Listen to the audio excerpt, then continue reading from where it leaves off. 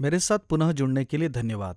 जबकि आज हम अपना प्रार्थना जीवन बनाने के विषय में बात कर रहे हैं।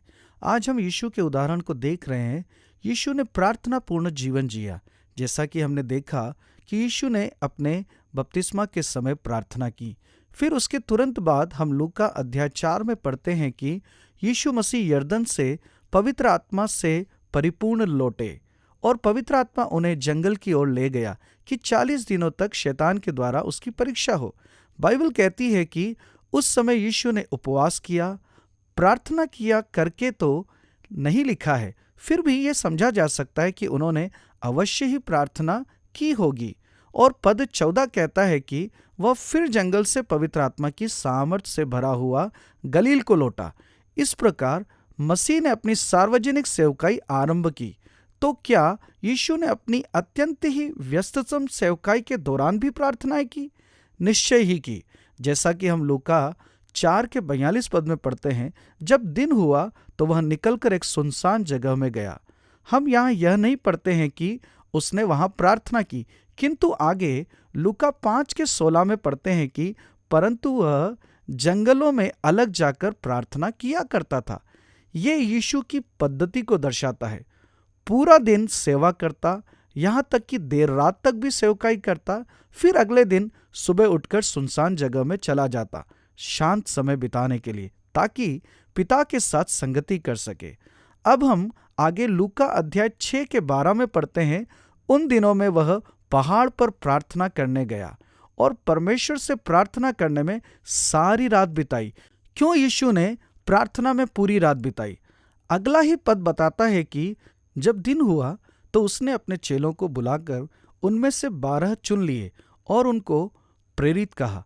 दूसरे शब्दों में हम कह सकते हैं कि चेलों को चुनना, जो कि बहुत ही महत्वपूर्ण निर्णय था, जिनके साथ अगले 3 वर्ष वह सेवकाई करने वाला था, उस निर्णय को लेने से पहले उसने सारी रात प्रार्थना की। अब यहाँ एक सवाल उठता है कि जिसके बारे में कल भी मैंने संक्षिप्त में बताया था, यीशु को प्रार्थना की आवश्यकता क्यों पड़ेगी यदि वह परमेश्वर का पुत्र था, जो कि वह था?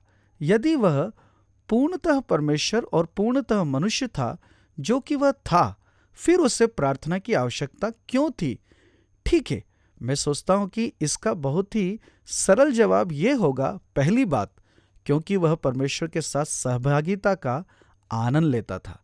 पुत्र पिता से प्रेम करता है और आत्मा में पिता से प्रार्थना करते हुए वह पिता परमेश्वर और आत्मा परमेश्वर के साथ संगति का आनंद लेता था। दूसरा है, उसकी सामर्थ नई हो गई।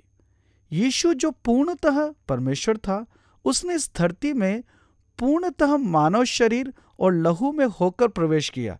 यीशु ने विशेष तौर से दिन भर की व्यस्ततम सेवकाई के बाद थकावट का अनुभव किया और यह देखा गया कि वह अलग होकर प्रार्थना में समय बिताया करता था, क्योंकि पिता के साथ संगति करने से उसकी सामर्थ नई हो जाती थी। जो भी फैसले वो लेता था, उनमें पिता के मार्गदर्शन के लिए वह पिता के साथ एक तालमेल में बना रहता था, क्योंकि पिता उसका मार्गदर्शन करता था। इसलिए यीशु ने जो कुछ भी किया वह सिद्ध था। इससे भी आगे बढ़कर यीशु हमारा उदाहरण है।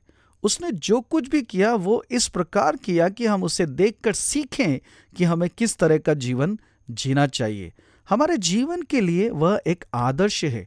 हमें उसके समान बनने के लिए बुलाया गया है। परमेश्वर की सबसे बड़ी इच्छा यह है कि हम उनके पुत्र के समान बने। प्रेरित पौलुस कहते हैं कि मेरी सी चाल चलो जैसे मैं मसीह की सी चाल चलता हूं। यीशु हमारा उदाहरण है। हमें उसके समान बनने के लिए बुलाया गया है। हम तब उसके समान बनते हैं जब हम प्रार्थना करने वाले बनते हैं। परमेश्वर हमें ऐसे लोग बनाए जो प्रार्थना करना पसंद करते हैं।